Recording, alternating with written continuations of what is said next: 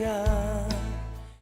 Un saludo muy especial para todos en esta mañana, hoy martes 9 de septiembre. Desde aquí, como siempre, les enviamos un fuerte abrazo de cariño. Gracias a todos por acompañarnos. Recuerden, por favor, dejarnos allí su mensaje para saber que están del otro lado acompañándonos. Y bueno, hoy estamos en nuestro día Collavín, este día que hemos apartado para acercarnos a Dios de una manera especial, comenzando con este tiempo devocional, pero recuerden también que tendremos nuestro tiempo de intercesión al mediodía de forma virtual igualmente, y estaremos cerrando este día con nuestros tiempos de alabanza a las 5 de la tarde en el distrito Marabel y a las 6 de la tarde en el distrito Centro. Ahí les esperamos.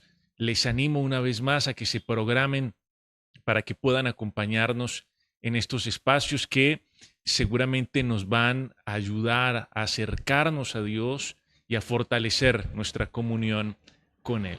Y bueno, en las últimas semanas hemos venido hablando acerca del caso de Absalón y David. Los que han estado ahí muy juiciosos con nosotros lo saben muy bien. Y hemos estado hablando acerca de este tema que denominamos una herida no sanada. Y hoy estaremos finalizando con esta temática. Ya la próxima semana estaremos comenzando un tema nuevo. Pero bueno, hasta el momento hemos abordado los efectos negativos de lo que podríamos denominar la cultura del silencio. De eso hemos hablado, en eso hemos hecho énfasis a lo largo de estas semanas. Y esa cultura del silencio, básicamente, es un patrón de comportamiento que impulsa a las personas a no tratar o a no abordar ciertos temas que son muy importantes, que son álgidos, pero no los tratan muchas veces por temor, por vergüenza también, y prefieren simplemente omitirlos y dejar que el tiempo pase. Y esa decisión de guardar silencio, esa decisión de no abordar oportunamente los temas que son importantes, que son esenciales, pues se termina convirtiendo, como lo hemos visto en la historia de Absalón y de David, en la semilla que da lugar a profundas raíces de amargura en el alma y en el corazón. Así lo hemos visto claramente en la historia de este hijo y de este padre. Ambos prefirieron guardar silencio frente al abuso de Tamar, otra de las hijas de David. Y esto, naturalmente, esta decisión de ambos, tanto de David como Absalón, pues terminó desencadenando una serie de hechos muy lamentables para esta familia. Y algunas de las conclusiones importantes que nosotros podríamos destacar en esta mañana ya para darle un cierre a nuestra temática son las siguientes. Vamos a enumerar algunas conclusiones bien importantes. Como punto de partida, recuerden ustedes que el origen de todo esto, de todo lo que hemos hablado a lo largo de estas semanas, indudablemente es el pecado de David, aquel pecado que él pretendió mantener oculto, uno de los pasajes más oscuros de la vida de este hombre. Y decíamos entonces que los pecados de los padres, lamentablemente, tristemente, terminan alcanzando también a los hijos. No porque los hijos tengan que pagar una culpa ajena, por supuesto que no, pero debido a la proximidad, a la cercanía que hay entre los padres y los hijos, inevitablemente el pecado de un padre termina también afectando la vida de sus hijos. Y ese pecado, en el caso de David, también le quitó autoridad. El pecado a los padres les resta autoridad en sus hogares. Cuando David tuvo que intervenir en esta situación tan lamentable del abuso de Tamar, David no tenía la fuerza y la autoridad para hacer lo que tenía que hacer. El pecado le resta autoridad a los padres. Ahora, otra de las conclusiones importantes, cuando esa semilla del silencio brota eh, y las raíces de amargura se extienden por el alma, esa amargura nos vuelve obstinados, nos vuelve testarudos, nos vuelve imprudentes, muy valientes, como lo vimos con Absalón, pero para hacer el mal. Y finalmente nos lleva esa amargura a vivir como desterrados, lejos de las personas que amamos, pero lejos también del corazón de Dios. Ahora, otra de las cosas importantes que resaltábamos en estas semanas es el papel de Joab. Lo recuerdan, Joab, un hombre muy cercano a David, que se convirtió en un mediador del reencuentro de Absalón y David, de Absalón y su padre. Y entendíamos a partir del ejemplo de Joab que Dios también a nosotros nos ha proporcionado los medios para volver a Él. Que Dios también nos entregó a su Hijo como ese mediador, como ese camino que nos lleva de regreso al Padre. Otra de las cosas importantes que hemos resaltado estos martes de Día Coyavín en nuestros devocionales es que tristemente a veces los hijos se terminan convirtiendo en herederos de la amargura de sus papás también. Una de las cosas que vimos en esta historia de Absalón es que Absalón toma la decisión de llamar Tamar a una de sus hijas. Ya sabemos eso lo que significa. Esta hija, esta niña que no tenía nada que ver en lo que había acontecido, pues terminó cargando el lastre del pasado de su padre, su dolor, su amargura, su resentimiento. Ahora, también es importante destacar que muchas veces la amargura y el dolor se disfrazan de belleza, se disfrazan de prosperidad, de fuerza. Dice la Biblia que las personas veían a Absalón y veían en él una persona perfecta, intachable, hermosa, que no tenía defecto alguno, aunque la realidad de su alma era muy distinta. Aunque en apariencia Absalón se mostraba como un hombre 10, la realidad y la condición de su ser interior era algo muy distinto. A veces la amargura encuentra buenos disfraces para, de alguna manera, distraer la atención. Ahora, vemos en Absalón también que era un hombre muy amargado, muy resentido, que guardó dolor por muchos años, por bastantes años, pero vemos también a un hombre que estaba enceguecido, que estaba autoengañado, que no era consciente del daño que había generado. Por supuesto, Absalón en principio tenía muy buenos argumentos, muy buenas razones, pero posteriormente Absalón se levanta contra su hermano y lo mata. Busca justicia por su propia mano, pero Absalón nunca reconoce su pecado. La amargura nos lleva a endurecernos, a autoengañarnos, a pensar que nada está mal con nosotros, ¿sí? Por otra parte, dice la Biblia y veíamos también en nuestros devocionales que Absalón buscó fortalecer y consolidar un ejército y terminó buscando fortaleza donde no la había. A veces la amargura nos conduce a eso, a buscar fortaleza donde no la hay. Nos conduce a pensar que nuestra seguridad depende de nosotros mismos y de lo que podamos hacer por nuestros propios medios. Absalón buscó fortaleza donde no había fortaleza. Y finalmente, y de esto hablamos la semana pasada también, la amargura termina distorsionando el sentido de la justicia y lleva a las personas a actuar con una máscara de humanidad cuando en realidad esconden motivaciones muy distintas. Absalón terminó levantándose contra el trono de su padre.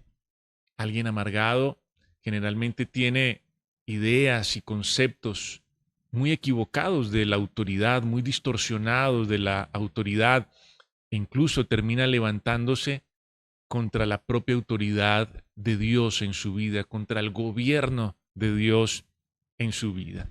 Y después de todo esto que hemos dicho, aquí simplemente enumeramos algunas conclusiones rápidas ya a modo de cierre. Pues ustedes se imaginarán, y si lo han leído, pues mucho más, que esta historia no terminó nada bien. El desenlace de esta historia es bastante trágico, como podemos imaginarlo. Pero para culminar, todavía hay unos aspectos muy importantes que podemos resaltar y grandes enseñanzas que podemos extraer de aquí. Por eso quiero invitarlos a que vayamos a la Biblia, al segundo libro de Samuel, en el capítulo 18, versículo 5. Miren lo que nos dice aquí la palabra de Dios, segundo libro de Samuel 18:5. Dice, y el rey, hablando de David, mandó a Joab, el mediador, a Abisai y a Itaí diciendo, tratad benignamente por amor de mí al joven Absalón. Trátenlo benignamente, sean compasivos con él. Dice, y todo el pueblo oyó cuando dio el rey orden acerca de Absalón a todos los capitanes. En este punto ya David se encontraba huyendo de Jerusalén, porque Absalón se había armado hasta los dientes y tenía la firme intención de derrocar a su padre y de matar a su padre. Imagínense ustedes hasta dónde llegó la amargura de este hombre. David, digamos, para evitar una confrontación y para evitar lo que podía pasar en una confrontación, decide huir, decide escapar para no tener que enfrentarse a su hijo.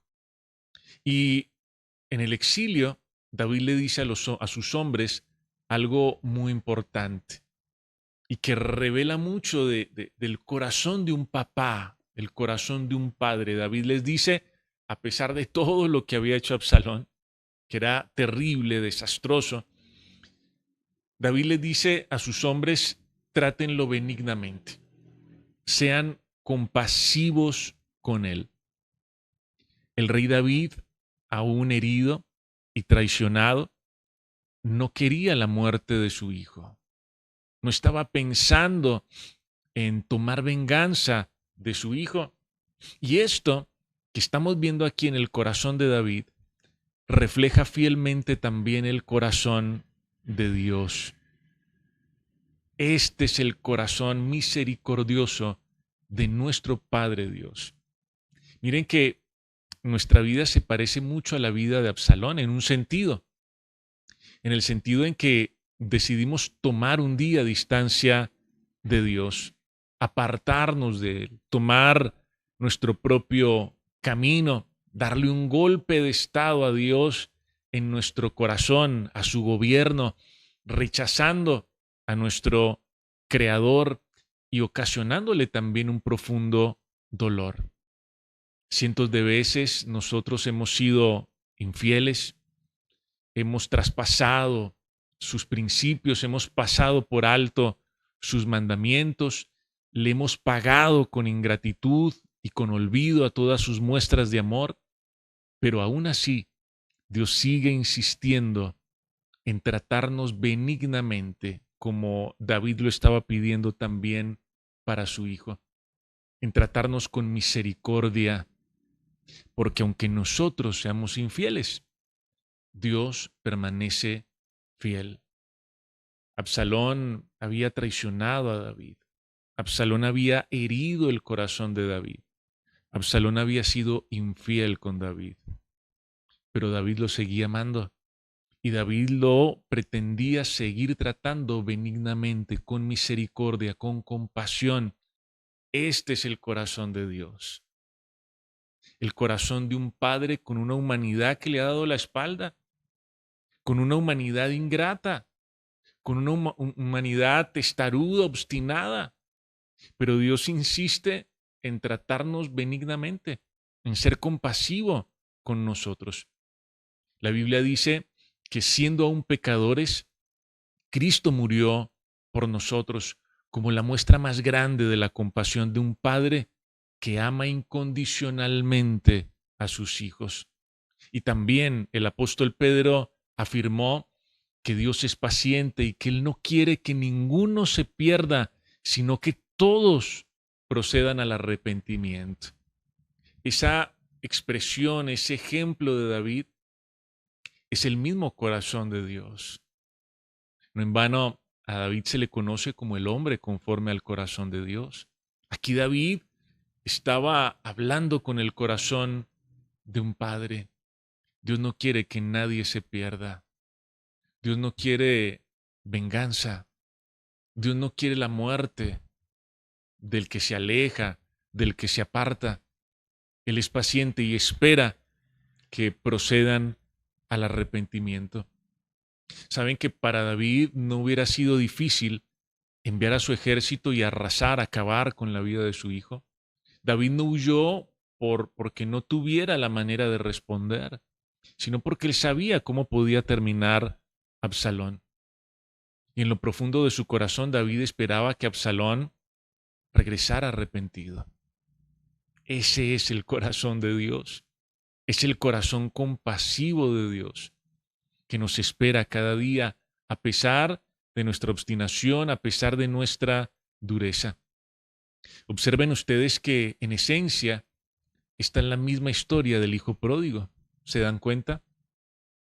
Un padre que ve salir a su hijo, que ve cómo su hijo se va de casa, pero que lo espera con ansias, que espera, que añora su regreso. Ahora, en el caso de Absalón, este hombre nunca regresó.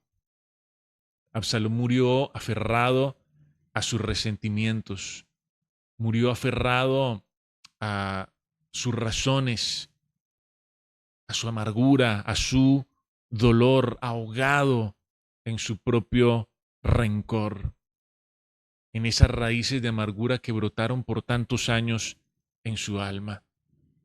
Dios, Dios no quiere que nosotros muramos en el destierro. Dios es paciente, Dios nos trata benignamente, Dios es fiel, Dios es justo, Dios es misericordioso y espera el regreso de aquel hijo que se ha ido de casa. Porque David no simplemente fue a la confrontación con Absalón y se quitó ese problemita de una vez por todas. Porque David amaba a su hijo, a pesar de todo. Así como Dios nos ama también a nosotros, a pesar de todo. Y nos espera, y es paciente, y nos trata benignamente, aunque muchas veces somos infieles, y aunque muchas veces le hemos pagado mal y hemos sido ingratos. Este es el corazón de nuestro Padre Dios. Ahora, ya llegamos aquí a continuación al desenlace de esta historia, al final de Absalón. Y aquí ocurre algo muy interesante, hay unos detalles bastante profundos que nos comparte la palabra de Dios y quiero que los miremos. Vamos a leer el segundo libro de Samuel, capítulo 18, versículo 9. ¿Listo? Miren lo que dice la Biblia. Dice, y se encontró Absalón con los siervos de David. Se desató una guerra terrible y se encontró Absalón con los siervos de David. Dice, e iba Absalón sobre un mulo. Primer detalle interesante aquí. Dice, sobre un mulo. Y el mulo entró por debajo de las ramas espesas de una gran encina. El mulo intentó pasar por donde no cabía. Habían ramas muy espesas. Y dice más adelante en el versículo 9, dice, y se le enredó la cabeza en la encina. Y Absalón quedó suspendido entre el cielo y la tierra, y el mulo en que iba pasó delante. Bueno, así terminó Absalón. Ese es el trágico final de este hombre. Quedó allí suspendido, colgado de su cabello. ¿Se acuerdan del cabello de Absalón, que era su motivo de orgullo? Y estando allí suspendido, uno de los siervos de David lo atravesó con un par de dardos. Ese fue el final de Absalón. Y en este trágico desenlace hay por lo menos tres aspectos muy importantes que nos cuenta el versículo 9 y que condensan la vida de Absalón. En primer lugar, noten ustedes que la Biblia nos cuenta que Absalón iba montado sobre un mulo. Bueno, ustedes sabrán que el mulo es una representación de la terquedad, ¿no? Incluso hay una frase que dice, no, es más terco que una mula, es más terco que un mulo. El mulo representa la terquedad y la falta de entendimiento de este hombre, su obstinación, un tipo que estaba enceguecido, que no escuchaba razones.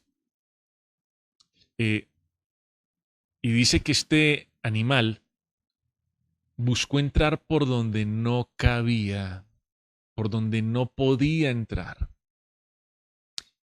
Ese fue Absalón, como un animal, un tipo enceguecido por los resentimientos. Es que la amargura nubla el entendimiento. Una persona amargada no piensa con claridad. Absalón quiso entrar por donde no cabía. Se fue de frente contra la autoridad de su padre y contra la autoridad de Dios. Por ahí no cabía Absalón. Ese fue su destino. Ese fue el fruto de su obstinación. La amargura nubla el entendimiento, nubla la razón y nos empuja a tomar decisiones insensatas. Cuando el dolor es el que gobierna, nosotros insistimos en rutas, en caminos que conducen al desastre y no aceptamos ni la corrección ni el consejo. Absalón murió porque nunca le dieron un chance de arrepentirse. No, por supuesto que no. Absalón tuvo oportunidades para cambiar de parecer, pero hasta el final fue como un mulo. Hasta el final fue un tipo obstinado, un animal que nunca entendió razones. Pero también nos dice la Biblia otro detalle muy interesante, es que Absalón quedó suspendido entre el cielo y la tierra. Esto también es muy bello. La enseñanza, digo, ¿no? El final es horrible, pero la enseñanza es muy bella. Él quedó suspendido entre el cielo y la tierra. ¿Saben que hay muchas personas que viven de esta manera, suspendidos entre el cielo y la tierra, entre las verdades de Dios y sus propios conflictos, entre lo que Dios les dice y las raíces de amargura de su vida pasada, entre lo que Dios quiere hacer y todo lo que ellos siguen cargando en su ser interior? Esa condición de estar suspendido revela un corazón que no termina de definirse, un alma que no se rinde por completo. Qué triste es que muchos creyentes todavía sigan viviendo de la misma manera, entre la verdad de Dios y su vida pasada, entre la teoterapia y sus conflictos y su amargura. Ahí están suspendidos entre una cosa y otra cosa, ¿sí? Evitando allí entre el cielo y la tierra, entre todo lo que Dios quiere hacer y entre toda la amargura y el resentimiento que ellos no quieren soltar. Y finalmente un tercer detalle interesante que nos cuenta el versículo 9 es que Absalón quedó atrapado por su propio cabello, el cabello que él cortaba cada año, el cabello que todas las personas admiraban. Podríamos decir que el motivo de su orgullo también fue el motivo de su ruina, el motivo de su derrota. Porque es que el orgullo siempre nos prepara para la caída. Es más, la Biblia dice que el paso que hay antes de la caída es la soberbia, es el orgullo. Todas aquellas cosas que nosotros exaltamos por encima de Dios, luego se convierten en un instrumento de nuestro fracaso, de nuestra derrota. La amargura también alimenta el orgullo. Una persona orgullosa es una persona amargada en esencia, es una persona dolida, Y ambas cosas, tanto la amargura como el orgullo, nos terminan llevando a la destrucción. Este fue el final de este hombre, una herida no sanada. Probablemente David tuvo que tomar atenta nota de todo esto. Seguramente a David le quedaron enseñanzas grabadas con sangre en su corazón y con dolor. Si ustedes continúan leyendo este relato, el capítulo 19, se podrán dar cuenta de la tristeza tan profunda de David. Y seguramente él tuvo que aceptar que todo comenzó con su propio pecado, con su propia falta y también con su propio silencio. La amargura no tiene otra cura diferente que el perdón. Y de esa forma terminamos. Concluimos con toda esta temática. La amargura no se puede curar de otra forma, sino perdonando y pidiendo perdón. Solamente así podremos mirar al pasado sin sentir vergüenza, sin sentir dolor, sin sentir culpa. Y es así, perdonando, como los recuerdos son revestidos de un significado distinto. Ahora, quiero decirles que una sola oración no va a cambiarlo todo. Hay raíces de amargura que han crecido por años y en donde necesitaremos mucha constancia en nuestra búsqueda de Dios y en permitirle a Él que trabaje, que trate nuestras vidas. Esto requiere de una gran motivación y de un gran compromiso de nuestra parte para que podamos seguir experimentando cómo Dios cierra las heridas, sana las heridas, cómo Dios renueva el alma, transforma el corazón y cómo Dios nos lleva hacia la sanidad. Él desea que nosotros seamos sanos, que seamos libres. Y precisamente por eso nos habla también en su palabra. Y pensando en todo esto que hemos hablado a lo largo de las últimas semanas, hoy es el quinto día que hablamos de Absalón. Les invito a que hagamos una oración para finalizar. Padre bueno, en esta mañana nos acercamos a ti, conscientes de todo lo que has hablado a nuestra vida en estos tiempos devocionales y reconociendo nuestra propia necesidad, Señor. Ya no queremos darle rienda suelta a los resentimientos, al enojo, al dolor. Ya no queremos seguir amargados, enlutados, Señor. Hoy tomamos la decisión de perdonar. Independientemente, Señor, de si pensamos que tenemos razones de peso para estar enojados o resentidos, hoy tomamos la decisión de soltar todas estas cosas, Señor, de perdonar y de pedir perdón también, si es necesario, para que podamos volver a mirar al pasado sin sentir dolor, sin sentir vergüenza, sin sentir culpa o frustración, Señor. Limpia nuestra alma, limpia nuestro corazón, Señor, y ya no queremos estar suspendidos entre el cielo y la tierra, entre tu verdad y nuestra propia dureza.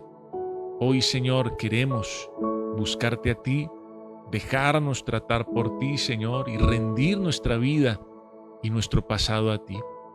Hoy desde aquí yo te ruego, Señor, que traigas sanidad y medicina al alma que está cautiva, al corazón que está endurecido, y que vivifiques el espíritu y el alma de cada una de las personas, Señor, que están con nosotros en este día. A ti te agradecemos por todo este tema, por todo lo que hablas a nuestra vida, y nos quedamos, Señor, en tu presencia y con tu bendición. En el nombre de Jesús, amén.